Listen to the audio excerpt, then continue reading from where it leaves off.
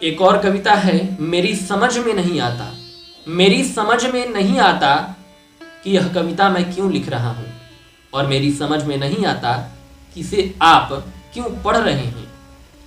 यह ठीक है कि मुझे कविताएं लिखने का अभ्यास है और मैं यह कविता भी लिख सकता हूँ, लेकिन कविता लिखने के लिए क्या यह एक सार्थक तर्क है? और यह भी ठीक है कि आप कविताओं के एक धैर्यवान पाठक हैं।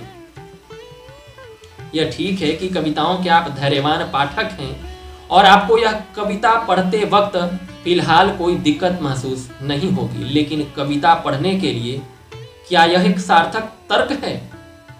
दरअसल मैं ये सवाल इसलिए उठा रहा हूं क्योंकि अभी कल ही के रोज मैंने कविता को जलते हुए देखा है।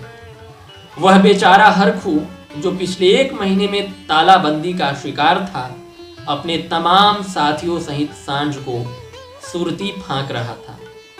उसके घर में लकड़ी खत्म हो गई थी और चूल्हे की आंच को जिंदा रखने उसकी बीवी धनिया उन कागज पत्रों को समेट समेट कर डाल रही थी कि जिन्हें उसका 6 बरस का भूखा बेटा जहां तहां से बटोर कर लाया था और जिनमें महान कवियों की कविताएं छपी हुई थी।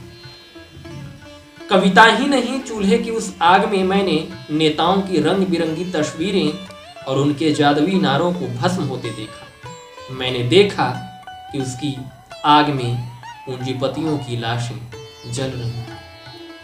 तस्कर साम्राज्य भस्म हो रहा है।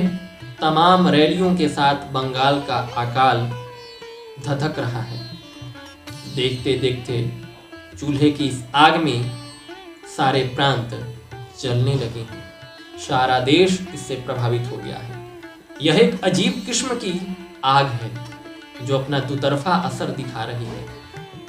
यह आग किसी को जला देती है और किसी को तपा देती है। यह सबको नहीं जलाती। जी हाँ, यह एक कठोर सत्य है कि यह सबको नहीं तपाती। यह बड़ी समझदार आग है और इसकी समझदारी का नमूना तो आप देख ही रहे होंगे कि यह किस तरह युद्ध कर रहे मजदूरों और किसानों और हमारे तमाम जवान साथियों के हौसले बढ़ा रही है।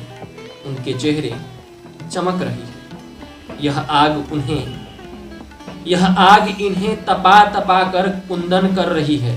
यह आग उन्हें जला जला कर कोयला कर रही है।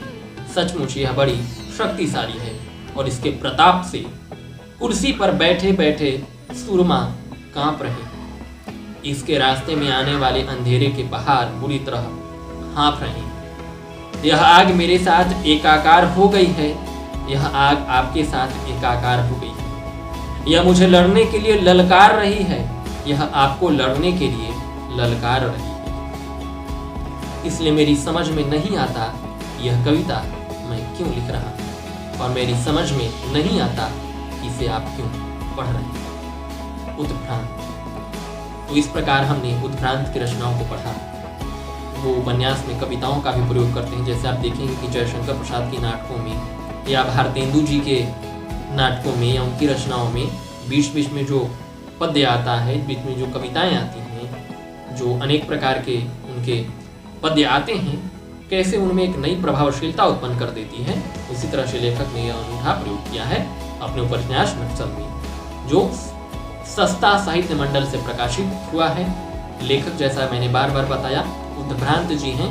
आपको इन रचनाओं को जरूर पढ़ना चाहिए। और मैं बार बार कहता हूँ कि इस रीलजीवी समाज में आपको ठहरने की आवश्यकता है और देखने और समझने की आवश्यकता है कि हम किस ओर जा रहे हैं और हमारी जो मानसिक वैचारिक क्षमता है उसका किस प्रकार से क्षरण हो रहा है।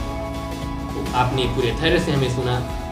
अलमीरा से झांकती किताब की इस कड़ी में हम पुनः अगले संस्करण में प्रत्येक शनिवार रविवार को उपस्थित होंगे। आपका बेसब्री से हमें इंतजार रहता है।